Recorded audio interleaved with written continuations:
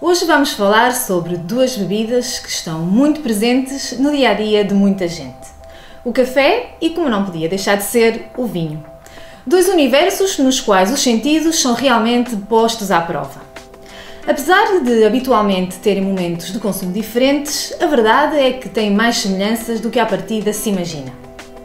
Curiosamente, a palavra café tem a sua origem na palavra árabe kawa, que significa vinho, devido à importância que a sua planta ganhou no mundo árabe desde a sua descoberta e também pelo facto do seu fruto ser capaz de dar energia e estimular os sentidos.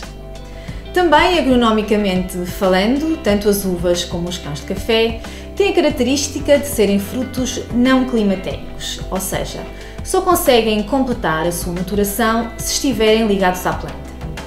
Já os frutos climatéricos, como é, por exemplo, o caso da banana, estes conseguem amadurecer mesmo depois de colhidos.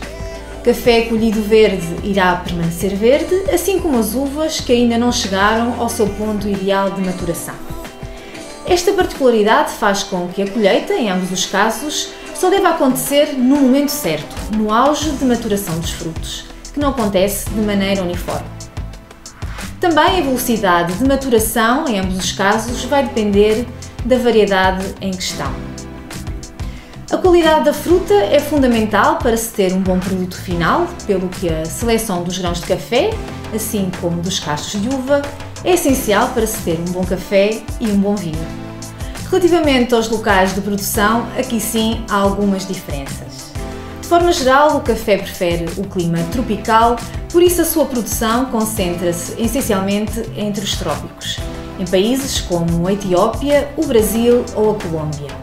Já no caso das vinhas, estas preferem normalmente um clima temperado, em localizações onde as estações do ano são bem definidas. No vinho temos diferentes variedades entre castas brancas e castas tintas. Também no café temos essencialmente duas espécies, arábica e robusta, com diversas variedades nos dois casos. Cada uma delas é oriunda ou está bem adaptada a uma determinada localização, onde consegue mostrar todo o seu potencial, assim como no caso das uvas.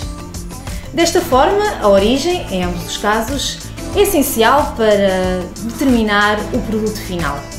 Diferentes localizações, diferentes características. Na produção do vinho, o tipo de vinificação, assim como o tipo de uvas utilizados, definem o perfil do vinho. No caso do café, acontece exatamente a mesma coisa. A forma como se trabalha o grão de café, desde a sua colheita até à sua torra e moagem, vai influenciar largamente o estilo de café produzido.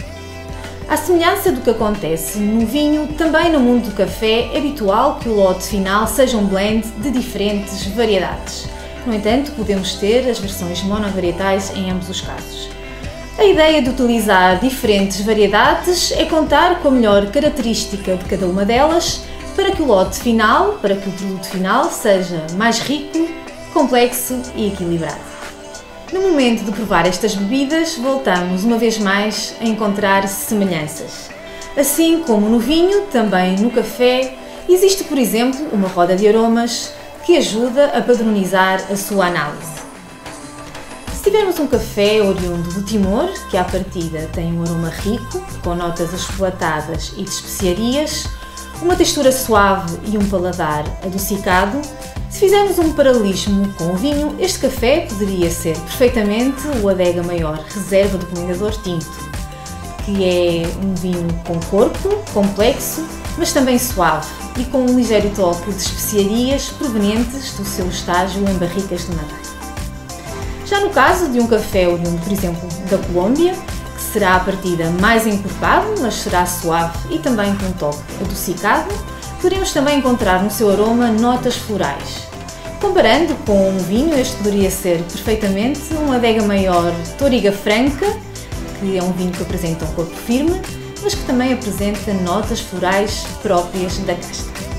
Para o vinho, fatores como a correta temperatura de serviço, a utilização do copo adequado ao tipo de vinho que se vai beber, fazem parte da experiência. Para o café, a grossura da moagem, a temperatura da água ou o método de preparação escolhidos também são fatores que impactam a experiência de tomar café, assim como o resultado final da bebida. Tem algum tipo de café ou vinho preferidos? Deixe-nos os seus comentários e, como sempre, abra os sentidos.